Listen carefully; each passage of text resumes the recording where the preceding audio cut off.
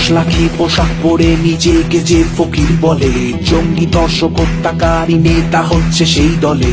ডাকাতিও কম পড়েছে বিজেপির শাসনে, গরিবরা চাইছে ভাত আর উনি পেট ভরাচ্ছে ভাষণে।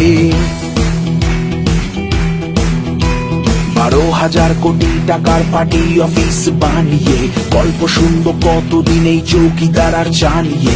বেকারত্ব, জিডিপি, পেট্রোল আর গ্যাসের দামে, ইলেকশন এলে শুধু কালো বাক্সতে টাকা নামে। যদি অর্থ বলে ক্ষমতাতে গণতন্ত্র যায় কেনা, পথেই এবার নামো সাথী, পথেই হবে পথ চেনা। জয় হিন্দ, জয় বাংলা।